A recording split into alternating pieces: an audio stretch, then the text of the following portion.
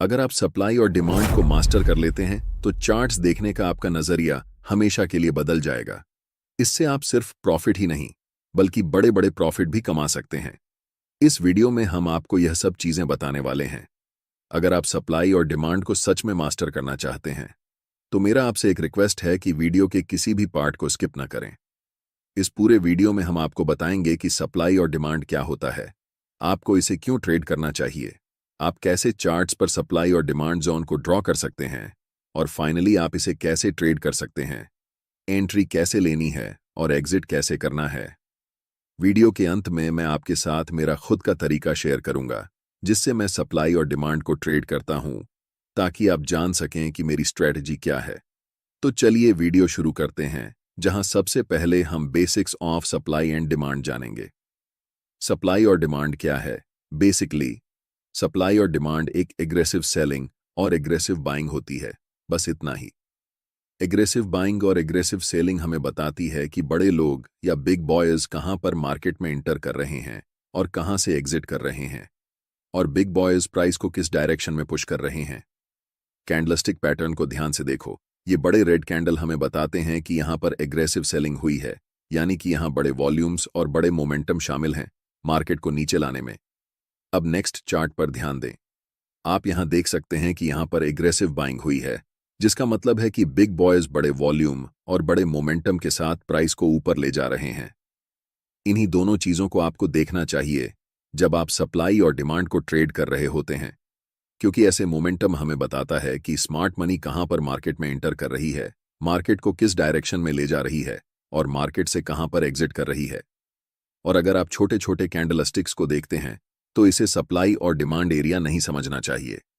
ये सारे small candle market के छोटे छोटे क्यूट बेबीज हैं, और ऐसे कैंडल के साथ न तो ज्यादा वॉल्यूम होता है और न ही मोमेंटम। आपको सप्लाई और डिमांड क्यों ट्रेड करना चाहिए? पहले मैं आपको बताना चाहता हूं कि मैं सप्लाई और डिमांड को क्यों ट्रेड करता हूं। हम उन लोगों के साथ ट्रेड करना चाहते हैं जिनके पास बहुत सारा पैसा है, जिसे हम स्टॉक मार्केट की भाषा में स्मार्ट मनी कहते हैं। और मैं भी बिग बॉयज स्मार्ट मनी को फॉलो करके प्रॉफिट बनाना चाहता हूं। सबसे अच्छा तरीका जिससे आप पहचान सकते हैं कि मार्केट में स्मार्ट मनी कब इंटर कर रही है और कब एग्जिट कर रही है, वह है चार्ट्स पर सप्लाई और डिमांड जोन को पहचानना। जब मार्केट में प्राइस बड़े बड़े रेड कैंडल्स बनाते हुए नीचे की ओर जाती है, उसे हम सप्लाई जोन कहते हैं, और जिस लेवल से प्राइस बड़े बड़े ग्रीन कैंडल बनाकर ऊपर की ओर बढ़ती है, उसे हम डिमांड जोन कहते हैं। हम सिर्फ चार्ट पर बड़े मोमेंटम वाले कैंडल्स को देखेंगे जो हमें बताते हैं कि बिग बॉयज या फिर स्मार्ट मनी मार्केट में प्रवेश कर चुकी है। इस बात को हमेशा याद रखें कि हम रिटेल ट्रेडर्स हैं और मार्केट के बड़े प्लेयर्स के मुकाबले हमारे पास बहुत कम पैसे होते हैं।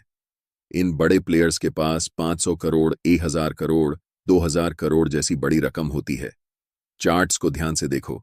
ऐसे मोमेंटम को देखने के बाद आपको पता चल जाता है कि बड़े प्लेयर्स, जिन्हें हम स्मार्ट मनी कहते हैं, इस लेवल पर मार्केट में प्रवेश कर रहे हैं। तो मेरा आपसे सवाल है, क्या आप ऐसी जगह पर खरीदना चाहोगे? अगर आपका जवाब नहीं है तो आप मार्केट में हमेशा के लिए लूजर ही रह जाओगे।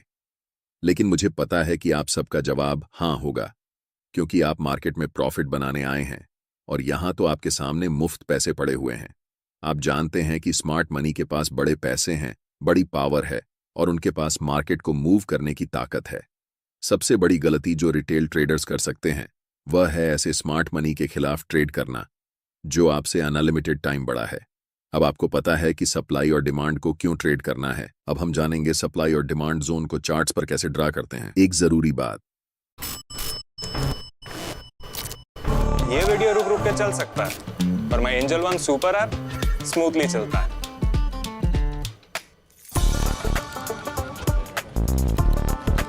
Multiple screens? Nah. One click? Yes. कुछ दिख नहीं रहा है ना? ये एंजल वन सुपर ऐप है, वो ही देख सकते हैं जिनके पास पिन है।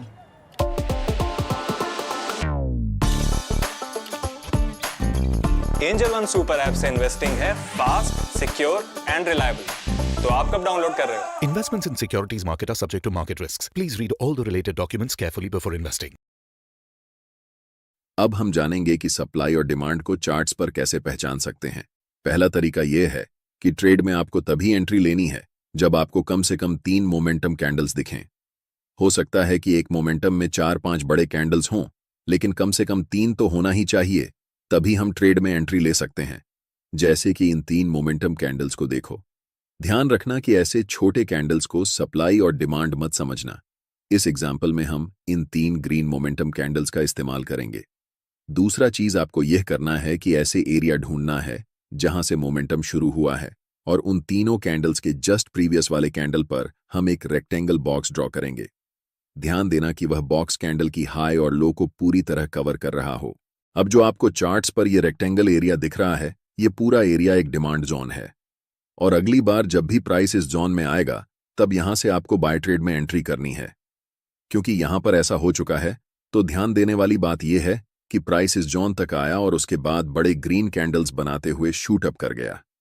सोचिए, अगर आप ऐसी जगह पर मार्केट में ट्रेड एंट्री करते हैं तो आप बहुत ज्यादा पैसा बनाने वाले हैं। चलिए अब एक और एग्जाम्पल देखते हैं। इन 3 बड़े रेड कैंडल्स पर ध्यान दें।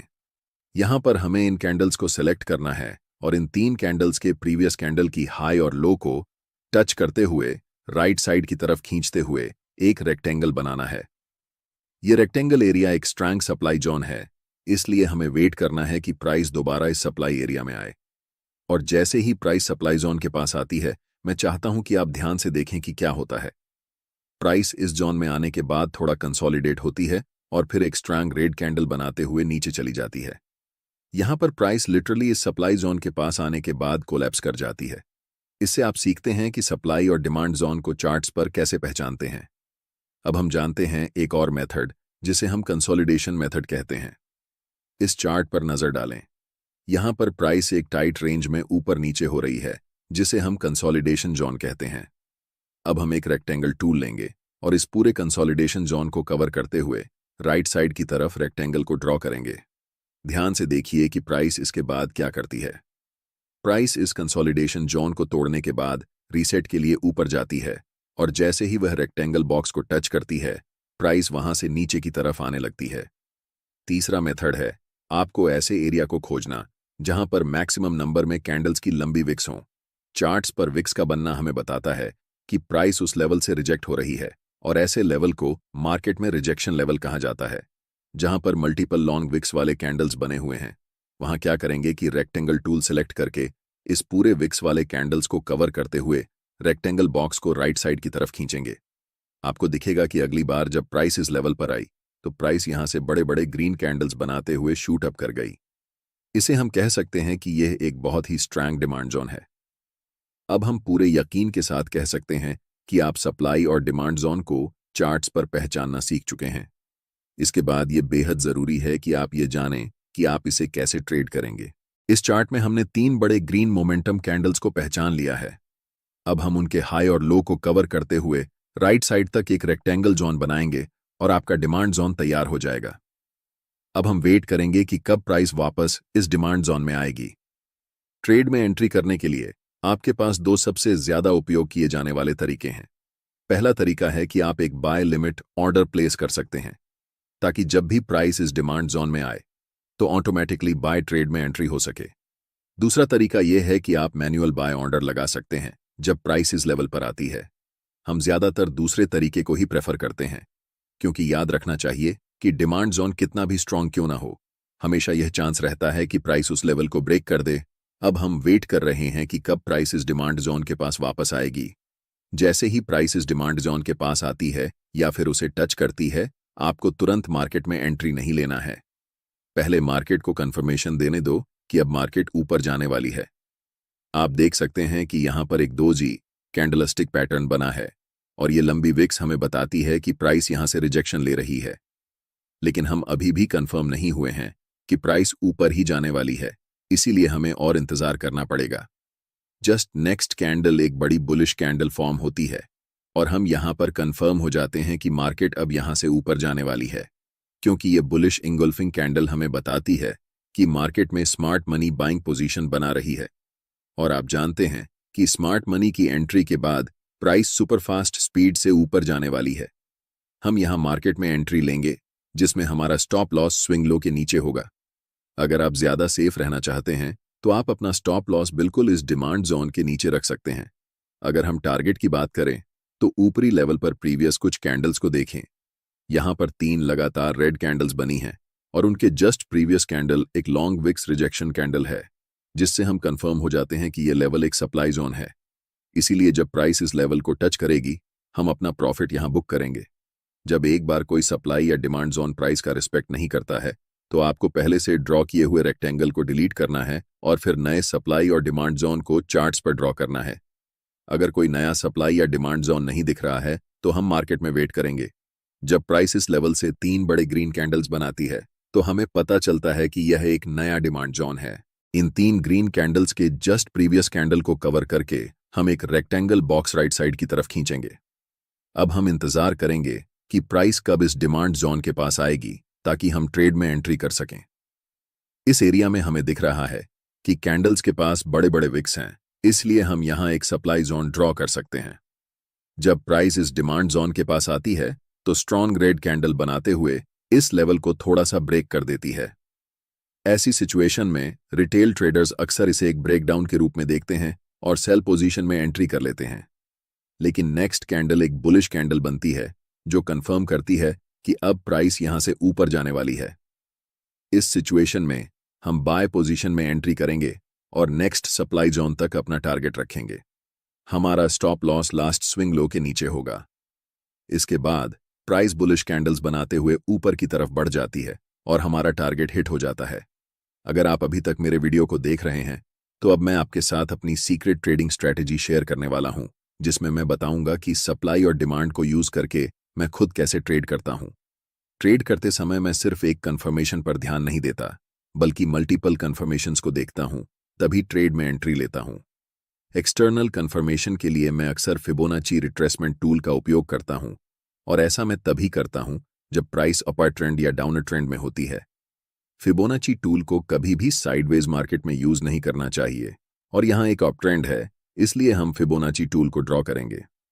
फिबोनाची टूल में रिट्रेसमेंट को ट्रेड करने के लिए 0.5 और 0.61 लेवल सबसे अच्छे होते हैं। इसलिए जब प्राइस इन दोनों लेवल्स के बीच आती है और एक बुलिश कैंडल बनती है तो हम कंफर्म हो जाते हैं कि प्राइस अब यहां से ऊपर ही जाने वाली है। मल्टीपल कंफर्मेशंस के बाद हम बाय पोजीशन में एंट्री लेते हैं, जिससे मेरे ट्रेड्स का विन रेट एवरेज ट्रेड्स से ज्यादा रहता है।